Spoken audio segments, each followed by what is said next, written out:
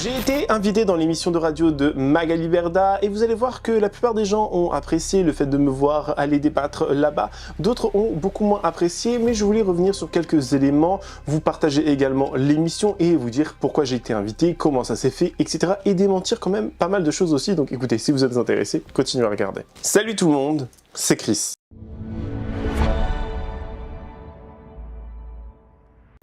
Avant de commencer la vidéo, n'hésitez surtout pas à vous abonner et activer la cloche de notification pour être toujours au rendez-vous de l'actualité, des dramas, des people, des faits divers, tout cela sans filtre et sans langue de bois. Je vous invite également à me rejoindre sur les différentes plateformes telles que Spotify, Instagram ou même encore TikTok pour avoir du contenu additionnel, m'emmener partout avec vous et également participer ensemble à des lives. Merci beaucoup. Bon, je pense que la vidéo du jour va être un peu comme une espèce de story time, si vous voulez, hein. Et aussi où on va un petit peu démentir certaines choses parce que j'ai vu passer des commentaires. J'ai vu passer des gens dire des choses des fois qui étaient assez pas horribles non plus, hein, j'en ai très bien dormi, vous inquiétez pas, mais je pense qu'il est très important de démentir certaines choses parce que oui, moi-même j'ai été assez choqué dans le bon et comme dans le mauvais sens du terme de me dire que j'allais être invité dans l'émission de Sud Radio où Magali Berda anime cette émission. Donc je me dis bon, attends, on va déjà reposer le contexte, pourquoi j'étais invité, comment ça s'est fait, etc. etc. Comme vous le savez, dans la nuit de mardi à mercredi, quelque chose de très grave s'est passé dans la team Nasdaq entre Bilal, Chicanos et Mouna. C'était le sujet de la vidéo d'hier, donc je vous invite à aller regarder cette vidéo parce que je ne vais pas forcément re-rentrer dans le sujet, je ne vais pas venir vous réexpliquer, mais en gros, voilà, il s'est passé cette chose-là. Et dans la journée de mercredi, moi je suis en train de faire mon petit montage, je suis au téléphone, je fais ma vie, si vous voulez, et je reçois un message de Valentin. Valentin, pour ceux qui ne savent pas qui c'est, et il est plus connu sous le pseudo de Varuecos. Hein. Je pense que beaucoup d'entre vous le connaissent de par son ancienne amitié avec Morgan Makeup, etc. Et c'est quelqu'un avec qui j'ai pu échanger pas mal de fois dans le passé et qui m'envoie un message. D'ailleurs, j'avais oublié d'enregistrer son numéro. Et quand il m'a dit c'est Valentin, je fais c'est qui Valentin? Je me suis senti con. Et donc il me dit Varuecos, etc., etc. Je suis ah ok et tout. Et il me dit si ce soir je suis disponible, si le soir même je suis disponible pour participer à Sud Radio, à l'émission concernant les dérives de l'influence, tout ce qui s'est passé dans la team Nasdaq, etc., etc. Donc déjà je me dis attends, Sud Radio, Magali Berda, je fais le rapprochement, etc. Et je dis c'est un petit peu étrange quand même parce que effectivement oui j'ai fait beaucoup de vidéos dans le passé sur certaines choses concernant Magali Berda, sur l'affaire avec les influx voleurs, avec Booba, avec certaines vidéos qu'on avait pu entendre, certains propos qu'on avait pu entendre, certaines choses, voilà, et je ne m'en cacherai pas et je l'ai bien dit à Baba, j'ai fait mais Valentin, est-ce que Magali est au courant que j'ai fait des vidéos sur elle? Déjà, elle-même dans le passé, elle avait posté une story où elle me disait que j'étais un tocard ou je sais plus trop quoi. J'ai envie de dire, c'est de bonne guerre. Donc je dis à Valentin, mais attends, est-ce que tu m'invites en amont et Magali n'est pas encore au courant, ou est-ce que Magali est au courant et il y a son feu vert? Je lui dis, avant que moi j'accepte, demande à Magali ce qu'elle en pense, demande à Magali si elle est ok, parce que certes, voilà, elle a fait des choses qui sont pour beaucoup pas condamnable, mais blâmable, critiquable, etc. Elle a fait des choses que pour beaucoup, en fait, ils n'ont pas apprécié. Il y a eu des choses, voilà, il y a eu beaucoup de rebondissements, beaucoup de choses, etc. Alors, certes, c'est une personne, voilà, que beaucoup n'apprécient pas, il faut dire les termes, au bout d'un moment. Beaucoup de personnes pensent que c'est une escroc ou je ne sais trop quoi, mais en attendant aussi, ça reste un être humain. C'est-à-dire que si un jour on m'amène à avoir la possibilité de débattre, par exemple, avec Maëva Guénam, ou encore, je sais pas, Awabel, toutes ces personnes-là, voilà, moi, franchement, j'y vais. Vous voyez ce que je veux dire? J'y vais. On parle d'un être humain. Certes, il y a des choses que je n'ai pas personnellement appréciées. Certes, il y a des choses que je n'ai pas personnellement, j'ai envie de dire, validées ou qui me semblent correctes. Mais ça n'empêche pas aussi que j'y vais pour un débat. J'y vais pas pour qu'on aille dîner par la suite, qu'on aille prendre un verre et que ça devienne ma bestie. Vous voyez ce que je veux dire? Donc moi, je suis appelé dans le cadre de venir en fait débattre sur les dérives de l'influence, sur les responsabilités des plateformes, etc., etc. Il y avait un politicien avec nous, enfin ex-politicien, politicien, je ne sais pas trop, j'aurais peur de dire une bêtise. Il y avait un autre influenceur qui lui avait participé à des house, donc type Drama House, Queen House, etc. Enfin lui il avait fait la Drama House, Lucas, et donc je me dis, j'y vais, moi en tant que, je vais pas dire expert, mais moi qui parle de sujets de société, moi qui parle de toutes ces dérives de l'influence et des influenceurs qui sont problématiques, j'y vais, je suis invité dans ce cadre-là. Et je tiens à démentir parce que Je pense que des personnes ne sont pas contentes parce qu'ils pensent que j'ai été payé. Je n'ai pas été payé. La seule chose qu'on m'a payé, c'est le taxi, ce qui est déjà très très bien, hein, vraiment. Certaines émissions ne le font pas, tu te démerdes pour bouger. Donc j'ai été payé dans le sens où j'ai juste eu le transport de payer. Vous voyez ce que je veux dire? Sinon l'émission en tant que telle, j'ai pas été payé, j'ai pas eu de contrat, je n'ai rien eu. J'y suis allé aussi pour l'expérience. Il faut savoir que quand j'étais plus jeune, je rêvais d'être journaliste. Voilà, c'était l'un des travaux que je voulais faire. C'était dans la mode. Donc rien à voir, hein. Hugues Libetti m'avait un petit peu trop rentré dans la tête. Mais en tout cas, voilà, je voulais faire journaliste et je me dis c'est une belle opportunité. Est-ce que le jeu, le fait de se mettre dans le bain, d'être à la radio, de parler avec toutes ces personnes, tous ces écrans, toutes ces lumières, etc. Ça va pas être stressant, moi qui est juste dans mon petit studio, assis face à ma petite caméra avec ma petite ring light. Est-ce que ça va être pareil? Est-ce que ça va être différent? Comment je vais faire? Est-ce que je vais me foirer? Est-ce que si? Est-ce que ça? Donc je me prête au jeu et j'y vais pour l'expérience. Et détrompez-vous. Enfin, je veux dire, je suis pas ami avec Magali Berda, on ne communique pas ensemble dans le privé, on ne sait pas après l'émission retrouver chez elle à se coiffer et faire des tresses et se raconter nos vies, pas du tout, non. Au bout d'un moment, voilà, elle était par contre très respectueuse, très courtoise, elle m'a mis à l'aise avant l'émission, elle a fait des blagues, etc. Malgré le fait que oui, j'en avais pas une peur, j'ai envie de dire, mais j'avais une certaine appréhension. Est-ce que voilà, elle se rappelle de moi? Est-ce que si? Est-ce que ça? Direct, elle m'a salué, poliment, etc. Et j'ai vu une autre facette aussi de cette personne. Et attention, je ne cherche pas à la protéger ici, je vous parle de mon ressenti. Donc elle a été respectueuse, elle m'a mis à l'aise, elle a fait en sorte que voilà, je puisse bien parler, etc., etc. Vraiment, c'était pour l'expérience aussi. Donc je n'y allais pas non plus pour la protéger, pour rigoler avec elle ou quoi ou qu'est-ce. J'y allais pour débattre d'un sujet de société, pour débattre sur un sujet qui nous concerne presque, j'ai envie de dire, tous, et qui aussi est un sujet que j'aborde très souvent sur ma chaîne, c'est les dérives des influenceurs, à quel point c'est dangereux certains comportements, etc. Enfin, pour moi, jusque-là, c'est assez simple à comprendre. Donc, je vais vous lire déjà aussi quelques commentaires. Donc, il y a des gens qui m'ont écrit, des gens d'ailleurs qui, par moment, n'ont jamais écrit un seul commentaire sur la chaîne. Vraiment, voilà. Donc, c'est ça qui me fait rire, c'est que t'en as, ils n'écrivent jamais. Alors, il y en a qui ont écrit beaucoup de commentaires positifs aussi, en disant que l'expérience pour moi avait été bonne, ils étaient fiers de moi, etc. Merci à vous, franchement, ça me fait extrêmement plaisir de voir aussi que je peux évoluer. Et je vais être tout à fait franc avec vous. Je pensais sincèrement qu'un jour, je me ferais inviter dans l'émission de Samzira, Aja, bon, avec ce qui s'est passé dernièrement, le fait qu'il n'ait pas apprécié les quelques petites, j'ai envie de dire, critiques que j'avais pu faire sur lui, en disant notamment qu'il rêvait d'être dans la télé et que personne ne voulait de lui, etc. Il n'a pas forcément, je crois, apprécié, donc il ne veut pas m'inviter. Il m'a bloqué sur Instagram. Bon, c'est la vie, je n'endors que mieux, j'ai envie de vous dire. Donc je ne pensais pas que c'était l'émission de Magali Berda qui allait m'inviter avant, que j'allais rencontrer Magali Berda avant Samzira, hein, juste pour vous dire, voilà, pour que vous compreniez. Donc ça m'a fait rire, voilà, ça m'a tout simplement fait rire, et ce n'était pas dans mon bingo 2026, mais ça rajoute une petite pierre à l'édifice, ça rajoute un petit pas en plus aux expériences que j'ai voulu faire dans ma vie, donc je suis content, voilà. Donc les commentaires, on va en lire quelques-uns, hein. Le souci n'est pas de te retrouver chez Magali Berda, c'est le fait de prôner l'honnêteté sans langue de bois et derrière tourner sa veste dès qu'il y a des opportunités. Parce qu'apparemment j'aurais été payé presque 15K d'euros. Hein.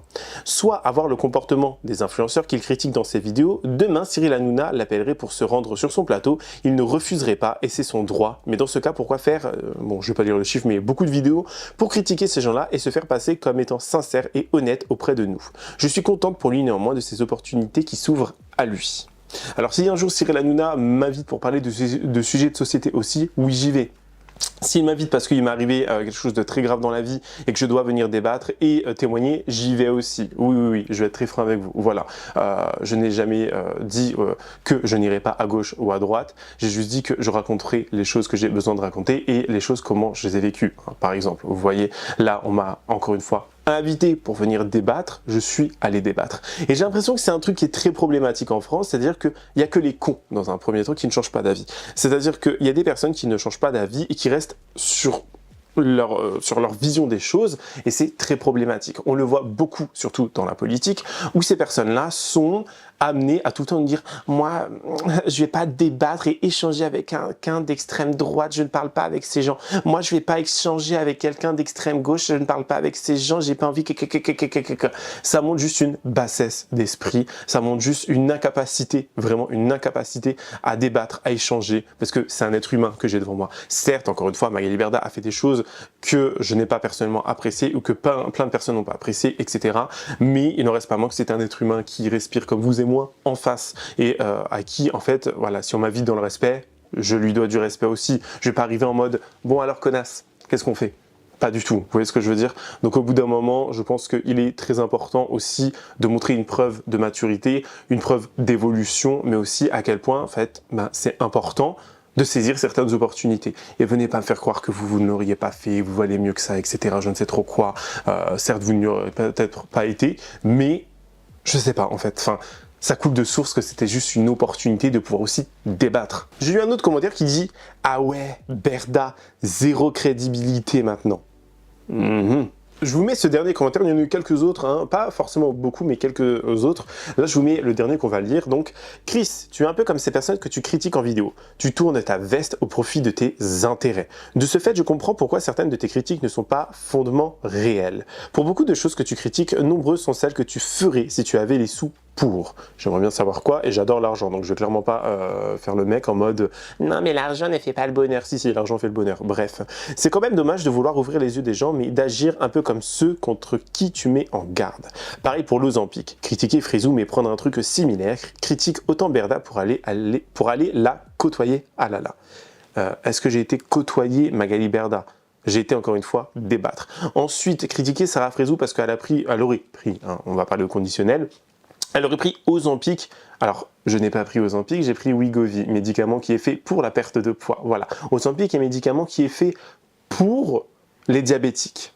Voilà. Donc, prendre un médicament qui est très souvent en rupture de stock pour des personnes diabétiques et prendre un médicament pour perdre du poids qui a été créé uniquement pour perdre du poids et pallier au fait que l'Ozempic était très souvent acheté pour perdre du poids et donc voler ce médicament aux diabétiques, c'est pas la même chose. Voilà. Je pensais que tu étais assez éclairé pour comprendre cela, tout simplement. Et une personne lui a répondu « Mais côtoyer des personnes qu'on a critiquées ne veut pas dire qu'on est d'accord avec eux en privé, mais ça permet de visionner en réel comment ils sont. Et permet de leur dire leurs erreurs, que ça plaise ou pas. Après, pas obligé d'aller à la radio, mais si c'est pour une bonne cause, on dit les choses et après, quand c'est terminé, partir, mais prévenir qu'ils n'ont pas intérêt à contredire ce qu'ils ont été dit en privé, car ils en seraient capables. » Voilà. Alors, on n'a pas plus que ça échangé avec Magali hein, en privé. À l'arrivée, elle nous a expliqué rapidement, on s'assoit, on fait l'émission. Merci d'être venu. Voilà, on se remercie tous. On discute un petit peu tous ensemble. On parle devant le studio d'enregistrement, le studio, et on s'en va. Voilà. On reprend nos taxis, on reprend nos vies, chacun. C'est tout. Hein. Encore une fois, je n'ai pas été faire des tresses, je n'ai pas été déjeuner, dîner chez Magali avec son mari, ses enfants et qui sait, je ne sais pas qui d'autre. Voilà. Hein. Je pense que vous êtes assez intelligent, s'il vous plaît, pour comprendre que j'ai été dans un seul but, c'est de débattre. Et si on me réinvite demain, bien évidemment que j'y retournerai. Si le sujet s'y prête, bien évidemment. Alors maintenant, je vais vous laisser avec quelques extraits de l'émission, des passages que j'ai pu, voilà, où j'ai pu parler, où j'ai pu m'exprimer. Je vais pas tout vous mettre parce que ça dure quand même une bonne petite heure et j'ai pas envie de vous prendre une heure de votre temps en plus quand même. Donc je vais vous mettre quelques passages de l'émission, je pense qu'ils sont assez intéressants, où j'ai pu, voilà, donner ma vision des choses. Et vous allez voir que mon discours concernant la team Nasdaq, concernant les house, concernant l'influence, mais également la politique, concernant les personnes qui visionnent ce type de contenu, vous allez voir que ma vision des choses et mon discours, ils n'ont pas changé. Donc vous allez voir cela. Je pense que c'est aussi important, voilà, au moins vous avez l'émission, au moins vous ne donnez pas un petit peu d'audimat à Magali Berda et son émission. Ouh, vous voyez, non, voilà, tout simplement, au moins comme ça, c'est une bonne chose, j'ai envie de vous dire. Je ne sais pas trop. En tout cas, voilà, je vous laisse avec quelques extraits de l'émission. Écoutez ça. En direct, on vit pas dans la même France. Alors ce soir, on reçoit les amis Nicolas Baze, on reçoit Lucas Zepos, on reçoit Dear Chris. On va parler d'un sujet aujourd'hui. On voit tout ce qui se passe en ce moment avec les fameuses house sur les réseaux sociaux. Alors moi, j'ai tenu à faire un sujet là-dessus parce que on a vu toute cette débandade dans la télé-réalité, toutes ces émissions qui ont émergé, qui ont cartonné, qui ont créé des vrais phénomènes de société, qui ont été ultra décriés. On les aime pas parce qu'on leur tape souvent sur les doigts à nos influenceurs français, malheureusement, hein, puisque en France ils sont très mal vus, alors qu'à l'étranger ce sont des stars. Et ça, je trouve ça dégueulasse. Qu'en France on est tout le temps envie de démonter le travail des gens, alors qu'en fait, bah voilà, on se donne du mal, on essaie de faire des choses. Et au contraire, moi je trouve qu'il faut les encourager. Et en attendant qu'on les aime ou qu'on les aime pas, ils arrivent à fédérer des dizaines, des centaines, des millions de personnes. Ce qu'ont un peu plus de mal nos politiques préférés aussi, qui ils sont un peu plus de mal sur les réseaux sociaux. On a des députés, ils ont des comptes Instagram avec 300 followers. Comment on peut expliquer qu'un député qui a une place dans la société si importante, non mais c'est quand même fou des fois, parce que je sais pas si vous imaginez, on se dit un député qui a une place hyper importante dans la société, il a 200, 300, 400 followers. Un influenceur qui se fait tout seul et qui fait des vidéos, etc., il arrive à avoir 1 500 000, 1 million, 1,5 million d'abonnés. C'est quand même fou quand même, Nicolas Baze, non? Dear Chris, toi tu es sur Snapchat aussi? Non. J'arrive pas du tout. C'est une plateforme que t'aimes pas? Non, j'arrive pas à me dire que je peux me filmer, montrer. Enfin, j'ai pas l'impression d'avoir une vie palpitante, passionnante. Moi, je fais juste mes petites vidéos. Je parle de sujets de société, des influenceurs, de l'actualité, etc. Alors que Snapchat, c'est pas ma plateforme. Même de base, quand c'est sorti, j'allais pas forcément dessus. Donc c'est pas fait pour moi. Moi, j'aime juste créer, échanger. Et je pense que le fait de faire en direct aussi, c'est pas ce qui me plaît le plus. Même les lives, j'en fais de temps en temps sur TikTok, mais c'est pas non plus mon domaine de prédilection. Ouais, c'est pas ton délire, quoi. Non, clairement pas. Et qu'est-ce que tu penses, toi, aujourd'hui, très clairement, de la responsabilité des plateformes parce que, en vrai, Nasdaq ou pas Nasdaq, on va pas se mentir, lui, il a pris son créneau, il a réussi, il excelle dans son créneau. Enfin, pourquoi s'arrêter? Enfin, voilà. C'est, est-ce qu'aujourd'hui, et si c'est pas lui, ça sera un autre? D'ailleurs, on l'a vu avec Ashmi House, avec plein d'autres house, Benoît Chevalier, où il y a eu aussi des problèmes, je crois, hein, chez Benoît Chevalier il y a pas longtemps. Il y a eu ça, lui qui va très mal psychologiquement, mais il y a eu aussi des problèmes dans sa house, pareil, entre plusieurs protagistes, je crois. Enfin bon, bref. Ouais. Donc de toute manière, quoi qu'il, si c'est pas l'un, c'est l'autre. Ça, c'est pas. Je pense que vraiment, on peut pas leur jeter la pierre. Maintenant, les responsables finalement de mauvais exemples sur les réseaux sociaux, est-ce que c'est les influenceurs, les créateurs de contenu, ou est-ce que c'est les plateformes qui sont responsables pour toi, Chris? Moi, je pense qu'il y a 3 entités qui sont responsables. Il y a le créateur de contenu en soi, donc là on va dire Nasdaq, parce qu'il choisit ce qu'il va montrer. Là notamment il n'a pas montré l'altercation, le fait qu'elle prenne un couteau, qu'elle veuille le planter des personnes. Il y a la plateforme en elle-même et il y a les personnes qui regardent aussi.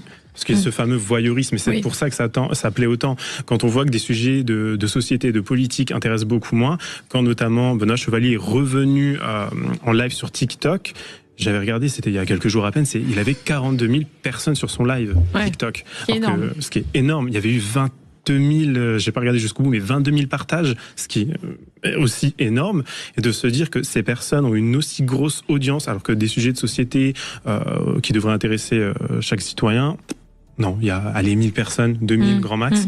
Et quand je me dis qu'il y a 42 000 personnes qui vont regarder ça, juste une personne qui vient t'expliquer pourquoi il y a eu un triangle amoureux et pourquoi telle personne ça s'est pas bien passé, ou parce que cette personne a trop bu, cette personne a trouvé ça, je trouve que... Alors oui, il y a ce voyeurisme aussi, on aime tous un peu les cancans, en quelque sorte, j'ai envie de dire, sinon la télé-réalité n'existerait pas, mais c'est presque malsain en fait. Donc pour moi il y a ces 3 entités en fait qui sont responsables, pas juste l'un ou l'autre ou une autre personne. C'est pour moi ces 3 entités qui sont responsables. Alors, Nicolas, il y a eu il y a eu des commissions d'enquête faites par des parlementaires, donc des députés, sur par exemple les placements de produits des influenceurs, à juste titre parce que je pense que c'était nécessaire et c'était utile. Mais pourquoi aujourd'hui il n'y a pas de, enfin pardon hein, mais moi, j'ai vu la commission d'enquête sur TikTok, par exemple. Je la trouve très hypocrite. J'ai l'impression qu'on a des députés qui veulent se mettre en avant et qui veulent faire un spectacle de cette commission d'enquête. C'est le risque des nouvelles commissions d'enquête. Oui. Au lieu de faire une commission d'enquête qui va profondément... mais la loi des influenceurs, quand je la reprends, point par point, elle a rajouté quoi au code de la consommation qui était déjà existant? Parce que annoncer qu'on fait une publicité, c'était déjà la loi. C'est obligatoire. C'est dans le code de la consommation, c'est ce que m'avait appelé la RPP d'ailleurs, l'autorité qui régule la publicité, tout ça, bref, ça existait déjà. Ne pas faire de pub pour la chirurgie esthétique, c'est déjà dans la loi. Ne pas faire de publicité pour l'alcool avec la loi E20, la loi E20 existait déjà. Mettre un nom sur un nom, dire voilà, les influenceurs existent vraiment, ça, ok. Il y a des choses qui ont été apportées, c'est vrai, mais c'est pas ça qui a... Et vous y avez contribué? J'ai contribué, oui, non, parce qu'à l'époque, moi, en 2021, quand j'avais appelé Bruno Le Maire, à l'époque, il n'avait pas le temps. Donc ils étaient pas, mais en 2022, quand ils se sont tous réveillés à cause de mon histoire et de cet acharnement, malheureusement, j'y ai contribué, j'aurais aimé y contribuer autrement, tu vois. Mais bon, c'est, en fait, je me dis, finalement, les enquêtes parlementaires aujourd'hui qui sont données à l'Assemblée nationale, j'ai la sensation, je ne sais pas ce que vous en pensez vous en tant que créateur de contenu, quand ils reçoivent Nasdaq et qu'ils le jettent un peu en pâture pour savoir, alors est-ce que c'est scénarisé, pas scénarisé? Même si c'est scénarisé, c'est pas ça qui gêne la société. Ce qu'on veut savoir, c'est pourquoi les plateformes aujourd'hui acceptent de diffuser certaines dérives. Ce qu'on veut savoir, c'est pourquoi aujourd'hui les plateformes ne seraient pas sanctionnées s'il y a des dérives qui sont faites. Qu'est-ce que les plateformes doivent mettre en place pour pouvoir faire avancer les choses? Et on a des députés qui sont là et qui demandent aux influenceurs, alors c'est scénarisé ou c'est pas scénarisé? Et après t'as la députée qui fait une vidéo TikTok après pour se moquer de Nasdaq. Je trouve ça, j'ai du mal à situer le truc en fait, tu vois. C'est un peu le problème de la politique d'aujourd'hui qui, c'est peut-être pour ça que j'en fais moins, qui est devenu une forme de politique spectacle, mais de mauvais spectacle. On le voit sur les dernières commissions d'enquête. Après, on peut pas dire que rien ne soit fait, parce que d'ailleurs, l'Union européenne a statué et ce qui a déclenché l'ire de Donald Trump, parce qu'elle a statué sur les réseaux sociaux et sur les plateformes, et les plus grosses plateformes et les plus gros réseaux aujourd'hui sont américains. Enfin, il y a aussi les Chinois avec TikTok, mais les grosses plateformes Insta, YouTube, WhatsApp, c'est américain. Et on a mis en place, l'Union européenne a mis en place ce qu'on appelle le DSA. Donc ça doit être le Digital Service Act, qui permet en cas de dérive sur le contenu, sur la régulation, sur la protection des datas, parce que ce que les gens qui nous écoutent ne savent pas forcément, c'est que votre téléphone portable, quand on vous offre d'accéder à Instagram gratuitement, à YouTube gratuitement, alors que ça coûte de l'argent en plateforme de produire ces supports, vous le payez quand même. Vous le payez avec quoi? Votre data. On sait ce que vous regardez, on sait... vous savez que quand vous êtes dans un restaurant avec votre téléphone et que vous avez WhatsApp ouvert, WhatsApp envoie la donnée data de tous les gens qui ont le WhatsApp autour de vous dans le restaurant. Parce que vous êtes dans un restaurant avec votre WhatsApp, c'est tous les gens qui sont dans le restaurant avec vous au même moment que vous, qu'ils soient à votre table ou la table d'à côté. Hein. Ça sert de capteur. Enfin, je veux dire, ces plateformes, en plus de vivre de contenus qui parfois passent les bornes, vivent avec votre data. Vivent avec, ça c'est sûr, vivent avec vos informations qu'ils traduisent et qu'ils vendent. Donc là, l'Union européenne s'est positionnée là-dessus, a mis en place le Digital Service Act, et ça fait trembler les plateformes, et ça rend colérique un peu Monsieur Trump, parce que l'amende qui a été votée peut aller jusqu'à 6% du chiffre d'affaires mondial annuel d'une plateforme. Donc imaginez si demain une sanction tombe sur Instagram ou sur YouTube en disant voilà, vous avez enfreint tel code, telle gestion de la donnée, le respect de la vie privée, ou vous avez passé des images de violence sans contrôler, on vous tape 6 points de votre chiffre d'affaires de l'année. Ça va piquer un peu, parce que de toute façon elles ne comprennent que quand on tape au porte-monnaie. Enfin, je veux dire, on parle quand même de plateformes qui sont là pour faire de l'argent. Elles ne font de l'argent qu'avec vos données et qu'avec les vues qu'elles génèrent, et elles s'en foutent de ce que vous regardez, du moment que vous regardez. Donc elles font de l'argent avec de la violence, elles font de l'argent avec de la haine, elles font de l'argent avec de l'humiliation, et elles s'en foutent, parce qu'aujourd'hui elles s'estiment non responsables en se disant nous, vous savez, on est juste le tuyau. Mais là où elles nous mentent en disant ça, c'est que ces plateformes qui sont soi-disant juste le tuyau, elles sont bourrées d'algorithmes. Les algorithmes, ils poussent en avant des contenus. Donc, Nasdaq, ça fonctionne un peu, la plateforme se dit ça fonctionne un peu, donc c'est que ça peut fonctionner, donc on va le mettre plus en avant pour que ça fonctionne encore plus. Mais ça, je suis désolé, dans un métier de média, ça s'appelle le travail de rédacteur en chef. Mettre en avant ce qui fonctionne le mieux pour que ça fonctionne encore mieux. C'est pas juste un tuyau. C'est le boulot d'un rédacteur en chef qui dit cet article-là, cette vidéo-là, ça va bien fonctionner, ou ça fonctionne déjà bien, donc on la met encore plus en avant parce que ça va nous rapporter plus d'argent. Eh ben, ces plateformes qui font ça doivent en assumer les conséquences. Est-ce que, Chris, toi, quand tu vois, après je donne la parole à Lucas, quand tu vois je pense que tu as suivi ces auditions, etc., est-ce que tu penses que c'est suffisant ou est-ce que tu penses que c'est inutile ? Je pense que c'est surtout très hypocrite. Ça revient à ce que je disais avant. En fait, il y a ce voyeurisme parce que ça plaît, parce que les gens, même les politiciens en soi, sont amenés à voir ce type de contenu. Ils ont posé des questions pour moi qui avaient pas forcément ni queue ni tête, mais demandé à Nasdaq combien il gagne, alors qu'on sait que en une journée c'est des dizaines de milliers d'euros à un certain moment, et qu'on lui repose cette même question. Enfin, qu'est-ce que ça a à voir là-dedans ? Est-ce que c'est vraiment important ? Est-ce que c'est pas plus important de se focaliser sur le contenu qu'il propose, sur le danger que ça peut amener ? Lui, comme il y avait eu Adrien Laurent, Alexis Chance, les Tanti, je crois. Il y avait Julien Manon, ouais. Exactement. Alexis Chance, qui est toujours présent sur les plateformes et qui a un discours, moi je trouve, extrêmement dangereux. Adrien Laurent, bon, il fait ce qu'il fait. Nasdaq, il était là, il a répondu, mais je trouve que c'est hypocrite d'un côté, c'est important qu'il le fasse aussi, mais ça n'a rien changé. Faut être. Non, on est d'accord. Enfin oui, on est d'accord.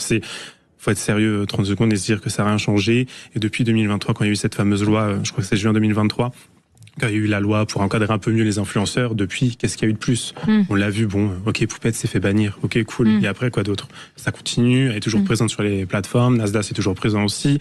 Si à la rigueur, il proposait du contenu, ok, il y a du sensationnalisme, où il y a ces petites bastons, parce qu'on aime tous le cancan, comme je disais, on aime bien un petit peu les histoires, ça nous fait nous échapper du quotidien. Mais quand on voit que là, on parle quand même de Nasdaq et d'une fille qui est dans sa house, qui a failli tuer quelqu'un, parce que c'est ce qu'elle a essayé de faire avec un couteau, apparemment, je trouve qu'au bout d'un moment, il sait très bien ce qu'il fait et il sait très bien aussi pourquoi il en parle. Parce que ça va faire cliquer. Il l'avait dit, lui, dans son Snapchat, que j'ai regardé tout à l'heure, où il disait les principaux concernés en parleront sur leur réseau, allez voir leur réseau, enfin, faire de la pub sur ce type de choses. Il a dit ça, là, tout à l'heure ? Ouais. En mode, les principaux concernés, donc Chicano, je crois, Mouna et Bilal, donc les trois qui sont en quelque sorte battus, ils en parleront s'ils ont envie d'en parler, parlez-en sur vos réseaux. C'est un petit peu... Le ton de sa voix, c'est un peu comme si il ordonnait à ces personnes d'en parler, parce qu'il sait très bien que ça va ramener un tel, va aller voir vers un tel, ça va faire comme une espèce soit de triangle ou de cercle, et chaque personne va revenir. Un réseau. Exactement. Donc je trouve que, voilà, pour moi, la commission d'enquête n'a servi strictement à rien. Dire Chris, toi, tu es sur Snapchat aussi ? Non. C'est une plateforme que t'aimes pas ? Non, j'arrive pas à me dire que je peux me filmer, montrer. Enfin, j'ai pas l'impression d'avoir une vie palpitante, passionnante. Moi, je fais juste mes petites vidéos. Je parle de sujets de société, des influenceurs, de l'actualité, etc. Alors que Snapchat, c'est pas ma plateforme. Même de base, quand c'est sorti, j'allais pas forcément dessus. Donc c'est pas fait pour moi. Moi, j'aime juste créer, échanger.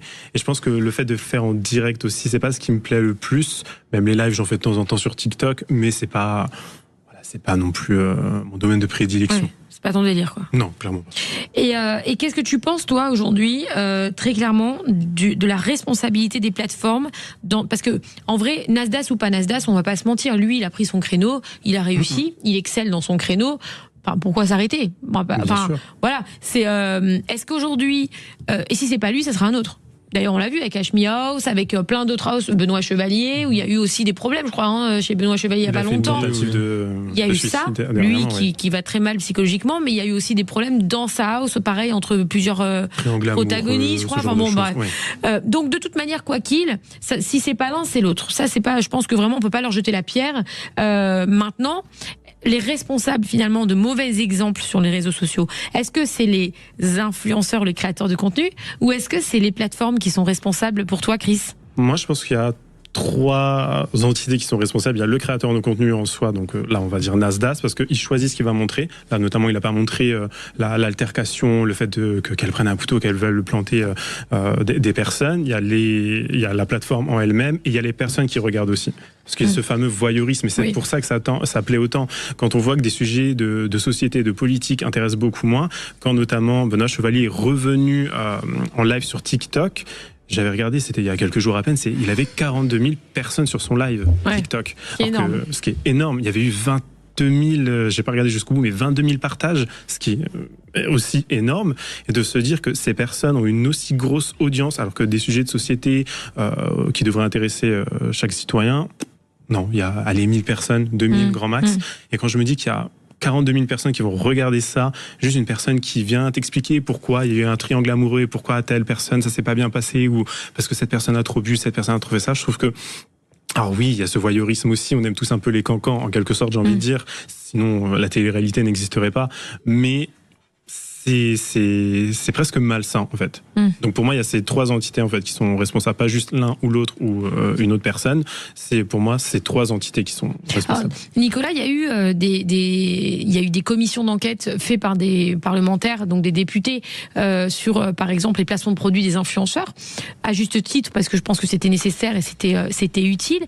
Mais pourquoi aujourd'hui il n'y a pas de, enfin pardon mais moi, j'ai vu la commission d'enquête sur TikTok, par exemple.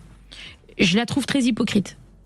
J'ai l'impression qu'on a des députés qui veulent se mettre en avant et qui veulent faire un spectacle de cette commission d'enquête. C'est le risque des nouvelles commissions d'enquête. Oui. Au lieu de faire une commission d'enquête qui va profondément...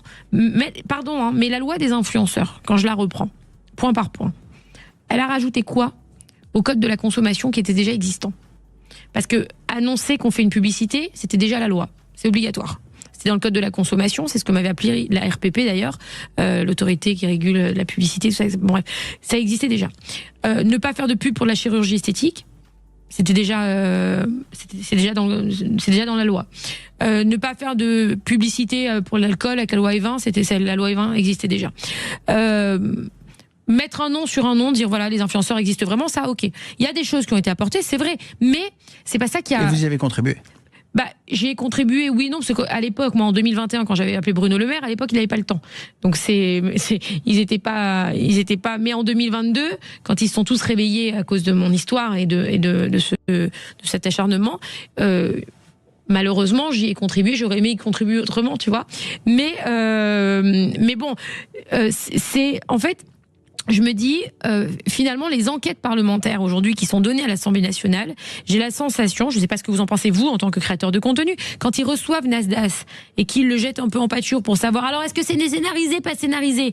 Même si c'est scénarisé, c'est pas ça qui gêne la société. Ce qu'on veut savoir, c'est pourquoi les plateformes aujourd'hui acceptent de diffuser certaines dérives.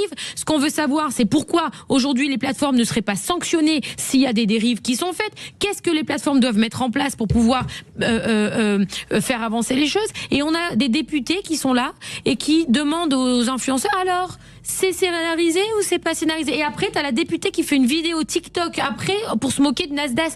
Je trouve ça, j'ai du mal à situer le truc en fait, tu vois. C'est un peu le problème de la politique d'aujourd'hui qui, c'est peut-être pour ça que j'en fais moins, qui est devenu une forme de politique spectacle, mais de mauvais spectacle. On le voit sur les dernières commissions d'enquête. Après, on peut pas dire que rien ne soit fait, parce que d'ailleurs, l'Union européenne a statué et ce qui a déclenché l'ire de Donald Trump, parce qu'elle a statué sur les réseaux sociaux et sur les plateformes, et les plus grosses plateformes et les plus gros réseaux aujourd'hui sont américains. Enfin, il y a aussi les Chinois avec TikTok, mais les grosses plateformes Insta, YouTube, WhatsApp, c'est américain.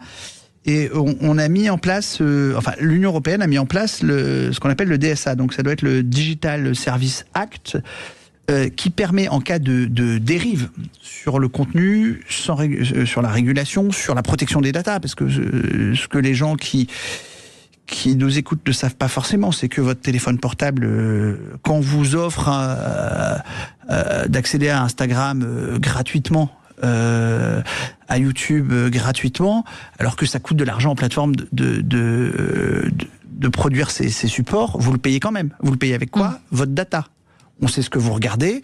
On sait. Vous savez que quand vous êtes dans un restaurant avec votre téléphone et que vous avez WhatsApp ouvert, WhatsApp envoie la donnée data de tous les gens qui ont le WhatsApp autour de vous dans le restaurant. Parce que vous êtes dans un restaurant avec votre WhatsApp, c'est tous les gens qui sont dans le restaurant avec vous au même moment que vous, qu'ils soient à votre table ou la table d'à côté. Hein. Ça sert de capteur. Enfin, je veux dire, ces plateformes, en plus de vivre de contenus qui parfois passent les bornes, vivent avec votre data. Vivent avec, ça, c'est sûr, vivent avec vos informations qu'ils traduisent et qu'ils vendent. Donc là, l'Union européenne s'est positionnée là-dessus, a mis en place le Digital Services Act, et ça fait trembler les plateformes, et ça rend colérique un peu M. Trump, parce que l'amende qui a été votée peut aller jusqu'à 6% du chiffre d'affaires mondial annuel d'une plateforme. Donc imaginez si demain une sanction tombe sur Instagram ou sur YouTube en disant voilà, vous avez enfreint tel code, telle gestion de la donnée, le respect de la vie privée, ou vous avez passé des images de violence sans contrôler, on vous tape 6 points de votre chiffre d'affaires de l'année. Ça va piquer un peu, parce que de toute façon, elles ne comprennent que quand on tape au porte-monnaie. Je veux dire, on parle quand même de plateformes qui sont là pour faire de l'argent. Elles ne font de l'argent qu'avec vos données et qu'avec les vues qu'elles génèrent. Et elles s'en foutent de ce que vous regardez, du moment que vous regardez. Donc elles font de l'argent avec de la violence. Elles font de l'argent avec de la haine. Elles font de l'argent avec de l'humiliation. Et elles s'en foutent parce qu'aujourd'hui, elles s'estiment non responsables en se disant, nous, vous savez, on est juste le tuyau. Mais là où elles nous mentent en disant ça, c'est que ces plateformes qui sont soi-disant juste le tuyau, elles sont bourrées d'algorithmes. Les algorithmes, ils poussent en avant des contenus. Donc, Nasdaq, ça fonctionne un peu, la plateforme se dit ça fonctionne un peu, donc c'est que ça peut fonctionner, donc on va le mettre plus en avant pour que ça fonctionne encore plus. Mais ça, je suis désolé, dans un métier de média, ça s'appelle le travail de rédacteur en chef. Mettre en avant ce qui fonctionne le mieux pour que ça fonctionne encore mieux. C'est pas juste un tuyau. C'est le boulot d'un rédacteur en chef qui dit cet article-là, cette vidéo-là, ça va bien fonctionner, ou ça fonctionne déjà bien, donc on la met encore plus en avant parce que ça va nous rapporter plus d'argent. Eh ben, ces plateformes qui font ça doivent en assumer les conséquences. Est-ce que, Chris, toi, quand tu vois, après je donne la parole à Lucas, quand tu vois je pense que tu as suivi ces auditions, etc., est-ce que tu penses que c'est suffisant ou est-ce que tu penses que c'est inutile ? Je pense que c'est surtout très hypocrite. Ça revient à ce que je disais avant. En fait, il y a ce voyeurisme parce que ça plaît, parce que les gens, même les politiciens en soi, sont amenés à voir ce type de contenu.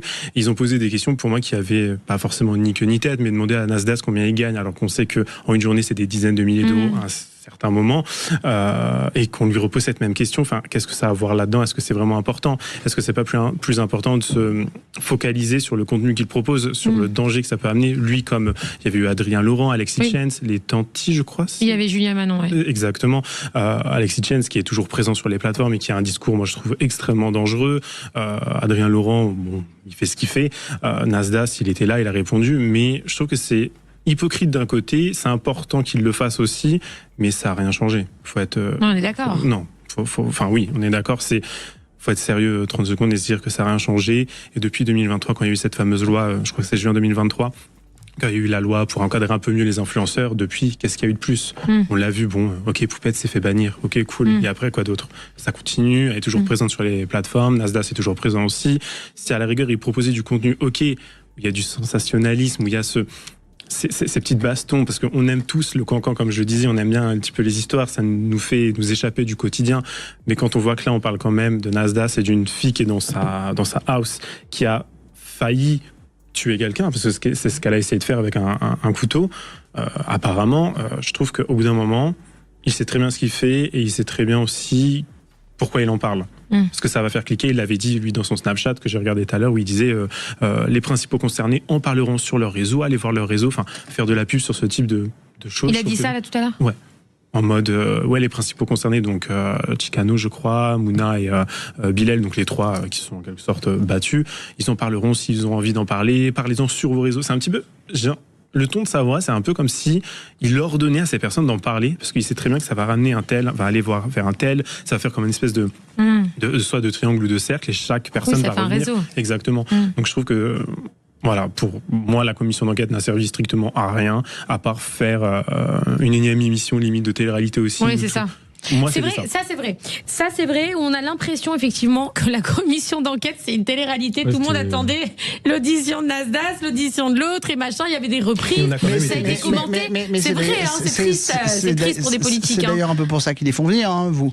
Oui, je suis d'accord. Mais moi, j'ai fait des commissions d'enquête sur quand j'étais député vice-président de la commission de la défense. Je faisais des commissions d'enquête sur la filière munitions des armées françaises. Il n'y avait pas beaucoup de gens qui regardaient sur Internet quand je recevais oui, mais il y a peut-être que des choses plus importantes en France que de faire une télé-réalité à l'Assemblée nationale, tu vois. Mais là, je pense que malheureusement, et c'est enfin, je veux dire, on est à l'heure du spectacle.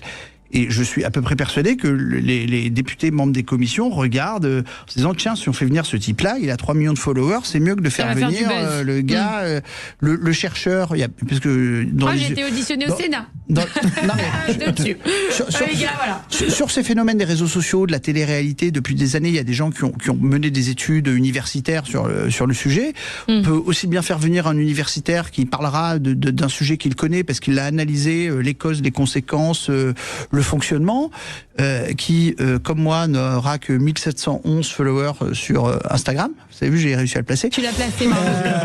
Et alors qu'ils préféreront le gars qui a 8 millions, qui nourrira pas beaucoup en plus le travail de la commission, parce que le jeune, il répondra basiquement à des questions basiques, alors que faire venir des spécialistes, des médias, des chercheurs, vous allez créer un peu de fond. Là, c'est quoi? C'est voilà, regardez comment je me suis fait. C'est un peu Charles à l'oncle. Regardez comment je me suis fait Nagui.